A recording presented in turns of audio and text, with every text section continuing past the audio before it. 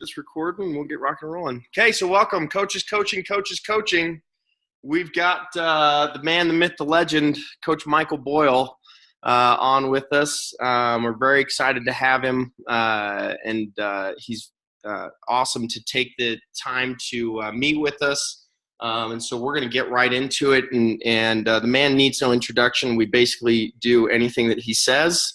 So remember that, Mike, when you, as you're talking, okay, be careful. Frightening. That's a frightening thought, but scary. Okay, so anyways, we normally start with an interesting fact. Mike, you said you had one for us. You want to go ahead and share that with us? Yeah, I didn't have a full-time job between the ages of 21 and 30 years old, so I think that's an interesting fact. And then after 30, I think I never had less than 2 jobs until I was 54. So that's an interesting fact. That is actually extremely interesting. That is not what I was expecting. Good stuff. Okay, so actually I wanted to start with so Perform Better, they posted, and I'm going to share the post real quick here so everybody can see it. They posted yesterday this post, and it's a quote from you, Mike. I wanted to read it, and then I wanted to kind of start. This is where I kind of wanted to start with.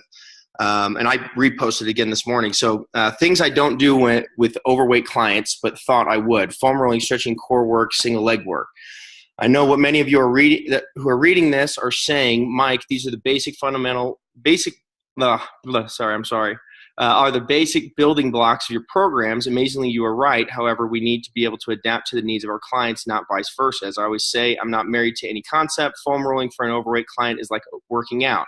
I think the effort needed to foam roll can seriously detract from the actual workout. Besides just the process of getting up and down from the ground, adds to the difficulty and embarrassing factor. So here's the thing. So you said this, Mike, and this is, I think, this is the one big reason why people love you and why people hate you, right? Because you're right. One of many reasons. What's that? One of many reasons. Right, one of many reasons.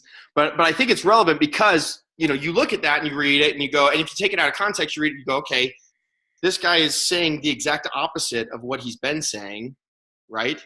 But in essence, it makes complete sense if you're looking at the full picture. So can you kind of talk about that a little bit? We'll start. Yeah, I mean, it's interesting because, and this I think is classic sort of internet trainer stuff. It's really easy to say what to do until you actually have to do it. And that was me. I had never trained a really truly obese person so what I did when I started training my friend Hank, who at that time I believe was close to 400 pounds. And I started looking at him as I'm kind of getting ready to work out. And I had been talking to him, hey, come in the gym, Hank, I can help you out. And all of a sudden, this was 8 years ago. Hank shows up, and I've got the whole thing sketched out in my head, what we're going to do. And I start looking at him and thinking, holy shit, this isn't going to work. You know what I mean? It's like, you ever see Jaws? Like, we need a bigger boat. I'm like, we're so screwed. Like, I literally put him on the treadmill for 5 minutes. I was like, just walk for 5 minutes while I go in the office and come up with plan B, which I didn't say to him. I made some bullshit excuse about, needing to go to the bathroom or something. And I walked in the office and I'm like, Jesus, what am I going to do? Like, he can't do what we normally do. And that was, so I think when you have these kind of epiphanies, you should write about them. So I started writing this stuff down, saying, okay, like I'm looking at him literally foam rolling, and Hank's, like, he knows he's fat, so I can say fat, so he never gets offended. But I'm like, the roller would literally like fall into cracks of Hank. Do you know what I mean? Like, it just wouldn't work. And I knew it wouldn't work. I'm looking and thinking, and then just the idea of, I saw how hard it was for him to get up and down off the floor or to get up and out of a chair. And I thought, I'm going to throw this guy on the floor and I'm going to have him like smother this foam roller, and it's not going to roll because that's like I'm trying to like roll, I don't know, like roll a rock. It just isn't working. Yeah. And then I'm going to try to get this guy into all these incredibly strange stretching positions, which again, he's got rolls of fat that are going to stop him from getting places that we need to go just because he can't move that way.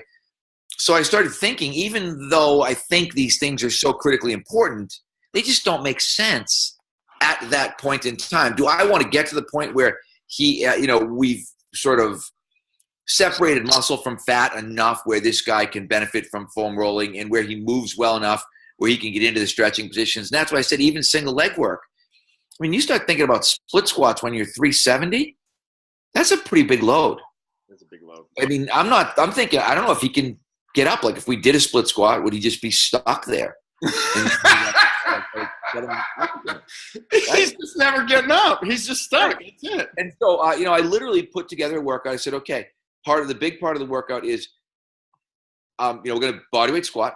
And we started bodyweight squatting, I think, to a 24-inch box. And it was a big, heavy box because I said if he plops himself down in this thing, he's not going to break the box. He's not going to fall. I need him to be confident that when he fails or when he's done, he can just sit down. Yeah. And the only thing we did on the ground was bridging because we needed to get some sort of posterior chain work. So I had him on the ground for a very small amount of time. We did bridging work for his posterior chain. We did bodyweight squats. And then we did everything else that we could possibly do in standing. All of our exercises like standing cable presses, standing pull down, stuff like that. I tried to really minimize the up to down, ground, because again, ground to stand for these guys is a real workout when you're talking about, and like I said, this guy was, 6 feet, 400. So we're talking about an obese client. We're not talking about someone who, overweight, I got 20 pounds to lose. So I think that's where people have to make sure they don't lose something in the translation either. The article probably should have been called training the morbidly obese client. Yeah. So, you're looking at, you're not looking at somebody that's, 30, 40 pounds overweight. You're looking at somebody that's 100, 150, 200. He lost 130 at one point. Gotcha. So he was, he had a lot of weight to lose. So and I guess that's the part where I always have the slide in my presentations that says common sense is not very common. And I think that's where people really struggle because, it's like Mike Boyle said we should bang square pegs into round holes. So I'm going to spend all day with this hammer trying to make these square pegs fit the round holes. Yeah. Instead of saying, well, is that really what he said? Is that the literal translation or is that the thoughtful translation? I think people need to make sure that they're thinking a little, not too much. Yeah. Because when you think too much, you get out of the system. Yeah. But when you run into an obvious roadblock, yes. If we think about, the idea of roadblock, the obvious roadblock, you could either stand there and bang your head against the obvious roadblock, or you could turn around and go in the other direction, or you could figure out if there's a way around it. And I think we need, and from your standpoint, from like the Vasa standpoint, we need a system and we need people to follow the system. We also need people that are smart enough to realize, I don't know if this particular solution fits the system, and then ask the question, hey, what do we do in this case? What happens if I get somebody like this? Because the reality is the answers are out there, and that's why I write some of this stuff down, and that's why I write so much, because I think it's easy to be an expert when you're not actually doing anything. And I think there's way too many people in our field that do that sort of, oh yeah, I'm an expert, I know how to do everything. Well, and Ben Bruno, who worked for you guys, he posted the week previous about exactly what you're talking about, the internet, the internet fitness thing, and how, you read, you look at these guys on Instagram and you think, oh, this is a great program, but you can tell, you looking at it, me looking at it, people that actually coach people looking at the program, you're like, that's not going to work. Right. There's no way. And it's because they're using it on themselves, and now they're going and saying, okay, this worked for me, now this is going to work for you type of model. The person who trains themselves has a fool for a client, right? That's the exactly. So this is actually somebody brought this up in the chat, which is a good point. So in a group setting, we're coaching a lot of groups. How do you handle that with someone that is comes in, because we'll get that where salesperson will sell it. You get somebody that's, really deconditioned, and the person like you're talking about, and really probably shouldn't even be in the group, to be honest. I'm going to give you a really shitty answer. Okay. You have to let that person struggle a little bit. Okay. Because I don't think you can, and I always say this, because it's no different than in a team setting. If you have someone shows up and they're really out of shape in a team setting, that individual really suffers for the group in terms of, you can't slow the whole thing down and say, hey, by the way. But I do think you have to, again, at some point you may have to go back to that salesperson and say, hey, you need to sell personal training to this person. You can't sell a 400-pound person on hopping into a group type of setting. Yeah. And I think that's the kind of stuff that from a management level needs to be trickled down in terms of, and that we have that conversation all the time in terms of, okay, is this person a personal training client, or is this person someone that can go in the groups? Yeah. And I think sometimes you may have to look at somebody and say, we probably need to get a few weeks of personal training under your belt here so that you'll be able to handle this group setting. We don't do it very often, but again, it happens, right? I mean, that guy shows up. Each person would be that real exception, because otherwise what you end up with is you kill the whole group to personal train that one person. Yeah. And that's not the purpose of the group. You didn't put the group together so that somebody could get cheap personal training. You put the group together so that obviously people, generally who either want to be in a group or can't afford personal training can do it.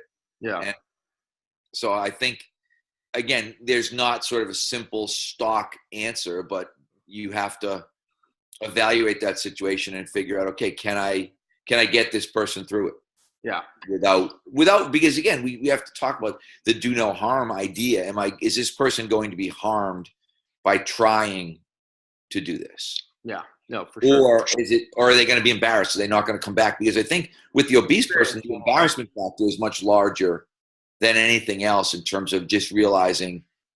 And I think that's why lots of obese people kind of fail in these situations because of that embarrassment factor. And they just think, I can't do this. I'm not going to come back. Yeah. So not worth it. Yeah. Okay. So changing gears a little bit, one thing that we are struggling with and wanted kind of your insight as with bosses is telling the story, right? So I'm curious, if I was sitting on a plane with you, I live in the Boston area, we're both heading home, and I turn to you and say, hey, Mike, what do you do for a living? I'm in the financial sector or whatever the hell I do. What do you tell people? I lie. How do you pitch MBSC to people in the Boston area? No, I said I lie. I tell my own business. I don't pitch them. Okay, well, I know you're not going to pitch me, Mike.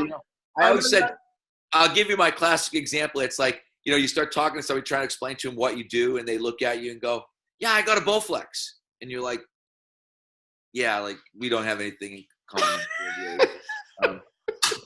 So really though, how do you break that gap? What do you say? How do you say, hey, this is what we do at MBSC? What do you guys say? If I'm trying to sell somebody, which again, I never put myself in that situation because I stink at it. Yeah. I'm not a good salesperson, but I try to get, the idea. If you're selling, I tell people, we change people's lives. That's what we do. If you're selling, if you're going to be selling, that's why I said I'm not good at it. I'd have trouble. I couldn't look somebody straight in the face and say that to them that, hey, I can change your life. We can completely reverse, your aging process and all of these things. And that's why I think you need to have people that can selling. And this is why I don't like the idea of trainers selling. Like, our trainers are terrible at selling. They're really good at training. Yes. And as a result, they don't sell. And we don't ask them to sell. We do ask them if they can generate referrals from friends. That's great. If they can find their own customers, that's great. But I would bet that less than 10% of our clients that come through the door are like referrals where a trainer generates their own client. And most of our referrals are done. That's why I think the beauty of kind of Facebook and Instagram and a lot of that stuff is that you can do this via social media without having to get out in front of it yourself.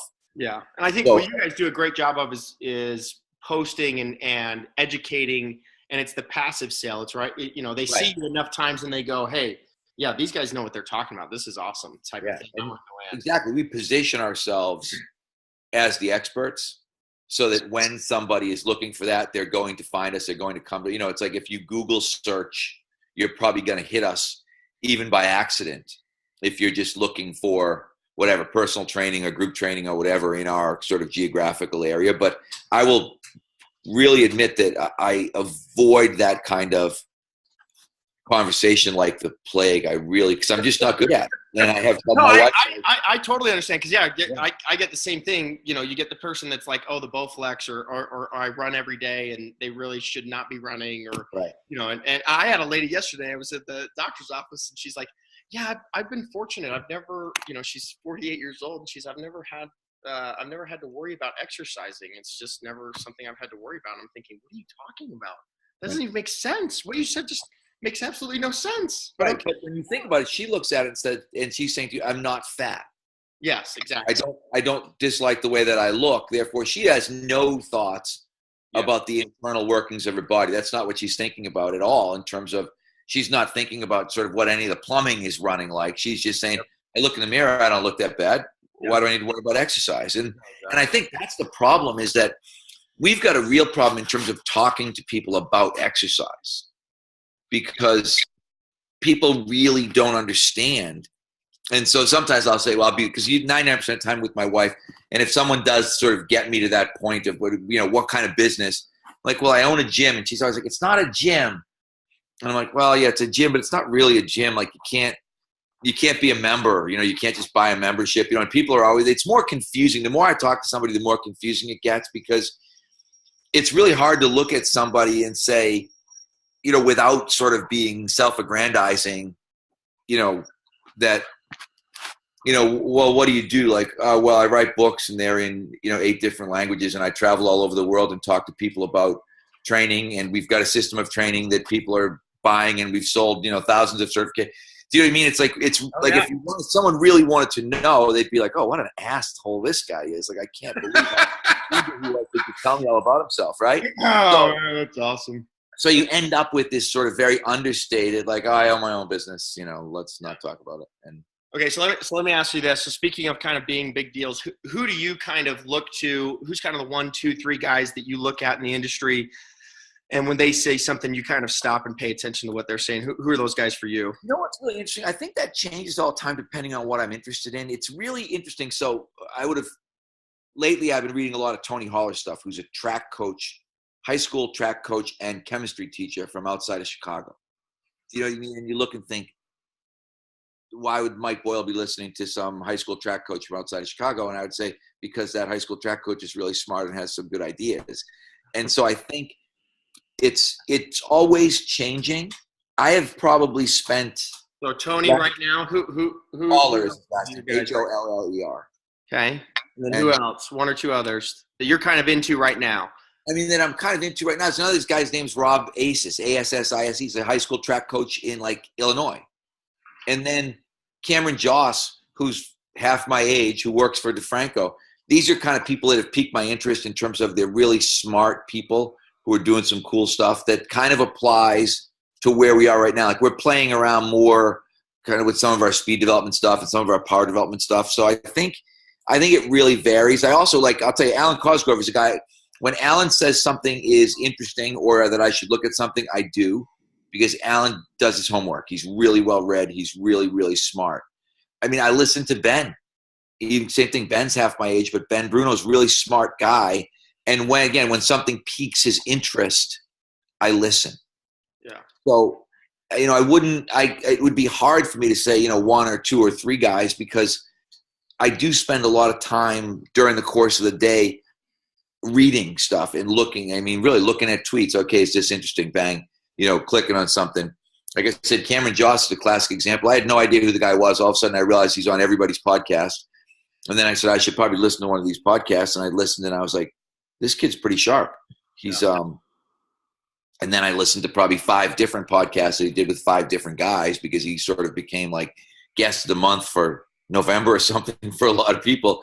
And I think part of it is to sort of keep your nose down a little bit and always be looking and thinking, and then also realizing who's just out there full of shit constantly, and sort of click the ignore button on those guys too. I won't, because it's probably not polite. I won't give you that list, but there's a bunch of ridiculous. I think we can guess who's on that list. Yeah, internet experts who are all over social media. Yeah. And you always think, like, I know this guy and I know he has no clients. They're social media experts as well. Yeah, and that's what they really are. So I think it's that ability to sort of discern between. I like to look for people who are doing unusual things. Like this Tony Holler has incredible sprinters. I think he had the fastest 15-year-old in the United States in Chicago area.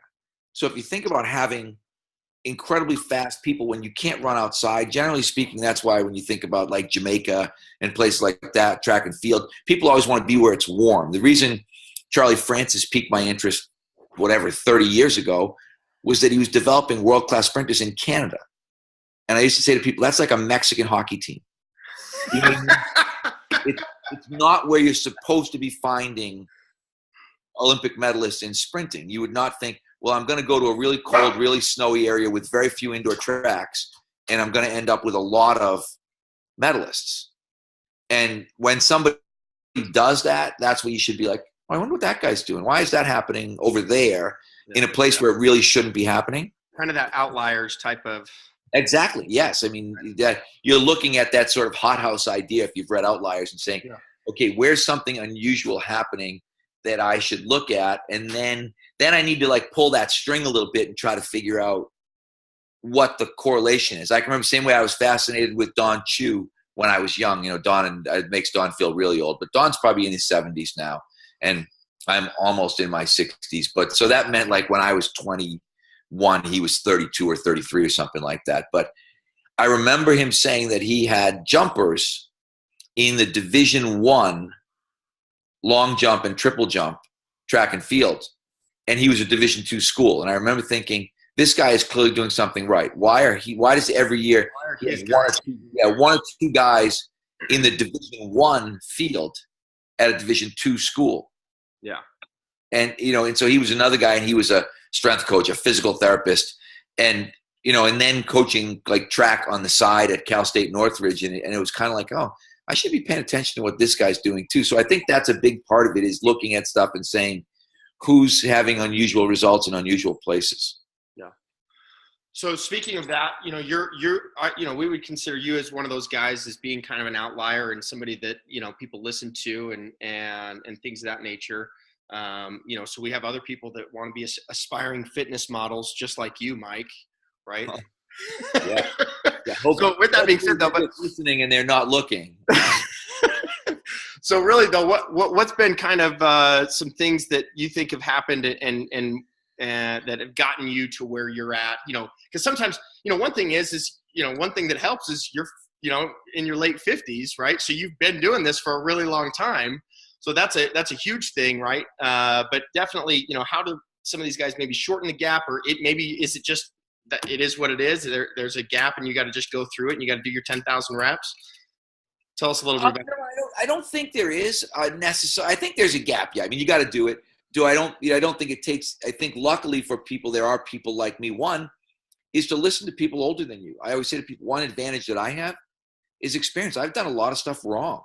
The reason we have such a really good system is because I've tried bands and chains and, I mean, whatever there is out there that people have been talking about doing, we've tried it. And we've sort of vetted it and realized, okay, this didn't work. I always said, you know, sometimes I use the idea of good in theory, bad in practice, in the sense that, hey, that sounded like a really good idea. Then we tried it and then it didn't work. I was talking to somebody about reverse hypers the other day. Like, I bought a couple of reverse hyper machines and I used them and I didn't like them and I ended up junking them. I've gotten rid of a lot of really probably gotten rid of as much equipment as guys have put into their equipment. Oh yeah, absolutely. And what we end up with, you know, someone comes in our facility now and they look and think, gee, you guys don't have a lot of equipment. You have basically a lot of the same thing. You've got Kaiser functional trainers and you've got Kaiser pull down machines and you've got dumbbells and kettlebells and racks and benches. And I'm like, yep, because that's kind of what it comes down to these days. You know, a lot of this other stuff seemed cool, seemed like great bells and whistle stuff, but didn't really work kind of in the long haul. And so I think the biggest thing, if you said, what's the difference? Because I thought about this when you said one or two or three things that you could tell somebody. The one thing I tell somebody is you got to care. And it's interesting. My friend Bob Alejo, who's a great coach, has been all over the place, you know, Oakland A's, UCLA, Cal State Northridge. He said, you know, I always say that people don't care how much you know until they know how much you care. And he literally said, bullshit, they care how much you know. He said, they don't want to work out with someone who doesn't know anything. Yeah. And he's right. And so but I think you need to care about the people that you're taking care of. You need to care about accumulating the knowledge to care for those people. You need to care how you look. You need to, like, you're, and I've already sworn anyway on this thing. So it's like, game on, Mike. Here we go.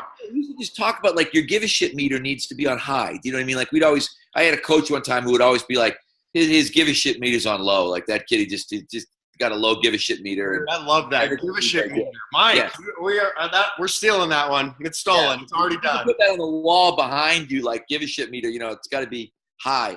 And that's reality. If you don't really, like, if this isn't your passion, if you're not, like, you know, if you're not reading books about this or reading books about how to get better or getting up in the morning and looking at information, I mean, it's probably not for you. If you don't really care, and I don't care what you do, like, Maybe you're just doing general fitness. Maybe you're training athletes, whatever it is. But if you don't really care about the outcome, you will probably not be very good at this. This is not a job for people who don't care. It is not like a 9 to 5 punch in, punch out kind of put in your 40 and head for the bar on Friday. It's not that kind of job. I go in every Saturday that I'm home, and I train people on Saturday morning. I still go in Tuesday and Thursday at 5:15 in the morning. People are always like, "You have a 5:15 client?" I'm like, "Yeah, I got a 5:15 client. I've had him for like 15 years. I'm gonna have to divorce the freaking guy to get rid of him." And there's gonna have to be paperwork. There's gonna have to be paperwork. Yeah, one of us will die. That will be the end of the relationship. Is that one? It's like, who will outlive who? He's 68 years old. I'm 58 years old, and we're in there at 5:15 in the morning. And this is to death do apart, right? Yeah, it's like, because I care about the guy. What am I going to do? I'm going to tell him, no, I'm not training you anymore because I don't want to get up. Yeah. And that's the reality. I'd love to look at him and say, Doc, he's a doctor. Doc, I'm not training you anymore. I just don't want to get out of bed at 4:45 in the morning anymore. Like, I'm tired of it. I'm too old. Yeah. But I can't do it. Yeah, that is awesome. And I think that's the kind of stuff, like, if it's not like that for you, then you probably should think about doing something else. Go find some place where they're just happy to have someone who'll kind of show up on time and be there for 40 hours. But this, if you want to be good, like I said, the give a shit meter's got to be on high 90% of the time. And it can never be low. Yeah. You can't be in there and think you've got to, and obviously you don't have to be jumping around, in a cheerleader outfit. That's not what I'm talking about. But I think you have to have passion for it. The example I give, one company that I think does a really good job from that aspect is Core Power Yoga. I don't know if you've been in any of their classes before, but they offer yoga classes. Well, yoga you wouldn't think of as a rah, hey, get into downward dog type of thing, right? And they don't do that, but you can feel the passion from the instructor, in that thing, and yeah, it's the give a shit meter, right? Yeah, and you've got to be a good person. I always say to people, I wrote an article years ago on becoming a CNP. Someone said, what's the number one certification you should get? And besides, obviously, the CFSC, which would have preceded that, had been written there at the time of the article. But, I said, what you need is a CNP. You need a certified nice person. Because there's a lot of dinks in fitness. There is.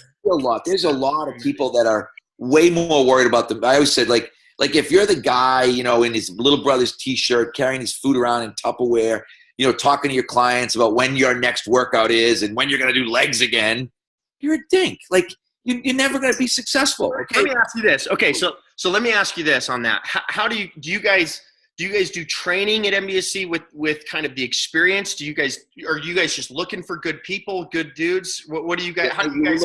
I would say the internship is flat out tryouts. Do you know what I mean? You get a 3-month tryout, and we're watching you the whole time during tryouts to figure out, like, do you make the team? Do you not make the team? That's really what it comes down to, because, and it's really based on, though, is this a good person? Do they have a good personality? I always think, because again, particularly if you're doing personal training, people have to want to spend an hour with you. Yes. And they're not going to want to spend an hour with the guy in the too tight T-shirt, who's got his watch set for like his next can of tuna fish to get opened. Do you know what I mean? So that he can have 25 grams of protein. Like, you know what I mean? And there's so many of those people in our field. Or, the girl, like, I can remember going into Sports Club LA, and there was a girl training people in like a sports bra that said trainer across the front. And I was like, are you shitting me? Is this real life? This is the height of someone said to me, okay, what would be the most unprofessional thing you could do? And I was like, well, you could be like that girl over there spotting that guy bench pressing in a sports bra that says trainer on the front. Like, that would probably be it. Like, that would she's the poster child. Yeah, really. I mean, she was in my mind. It was just like, holy shit. Like, I mean, does it get any worse than this? But that's people's vision of our field. Oh, no, for sure. That's the thing that's so frustrating, right? When you tell people, oh, you're a trainer, that's what they imagine, right? They imagine the girl with the sports bra trainer, right? And yeah, totally. Yeah. And that's what we're fighting against. And that's why there's this sort of constant thing about, like I said, giving shit about your appearance. You got to care about how you look. You've got to, and again, we work in T-shirts and shorts all day. I get that. Like, you don't have to really. It's. You're not wearing a suit to work, right? You got to look professional. But you need to have clothes that fit, and and you need to smell okay. We tell people, we literally go all as far as like, You got to wear deodorant. You got to brush your teeth. Okay, like you're gonna be around people. You're gonna be working with people every day, and all that stuff matters. Yeah. And it's little things, I guess, but little things matter. Yeah. All right. Well, we're gonna probably end it on that, Mike. I want to have some respect for your time. You have been absolutely phenomenal. Do you have any final words of wisdom for us out in the great state of Utah and Colorado? No, final words of wisdom. Keep doing what you're doing. I love the fact that you guys have found us, and I love the fact that you're employing our methods, because they really are our methods. They're not my methods, but I think it does. What we're doing makes sense. It's proven. We're doing it every day. We're trying to improve it every day. And the cool thing about it is, if you've done it, if you've gone through the cert, you're going to get, you've got your own Facebook page where you can go on every day and people are asking questions and people are posting answers. You can find out anything that you want. And I think that's the difference, is that I guess if I left you with anything, it's like, if you don't know the answer, ask the question. I always tell people you have two choices. One is to be stupid and the other is to remain stupid. Being stupid is not a big deal, right? Remaining stupid is a problem. Okay, when you're in that situation, you think, I don't have any idea what this person's talking about. I'm the first guy in the front row. I have no idea what you're talking about. You need to explain that better. Yeah. Because I always look at it and think I'm of above average intelligence. If I don't understand it, there's probably 300 people sitting behind me at this seminar who also don't understand it, who are all sitting on their hands thinking, well, I don't want to look stupid. Yeah. Like, please look stupid. No. Do me a favor. No, I completely agree. Right? It's an embarrassment factor, and yeah, you're exact. You couldn't have put it a better way. You can either be stupid or remain stupid. Yeah. Yeah, that's perfect. It's great. It's awesome. Mike, you are the man. The give a shit meter, and we're all set. Dude, So. I love the give a shit meter, man. I can't. I seriously, I'm gonna figure out something. We're gonna put it in. That's gonna be somewhere. That is next level right there. Mike, you are the man. Thank you very much. We also need to thank Nick Remy for getting Moby Dick on to this morning. Thanks, Nick, for reaching out to Mike and getting him on this morning. So, Mike, you're the man. Thank you very much. Hope you have a wonderful. Oh, you're welcome. Thank you, guys. I'll talk to you again. I hope one of these days. Hey, we're gonna get you back on. You're the man. Okay. Okay. See ya.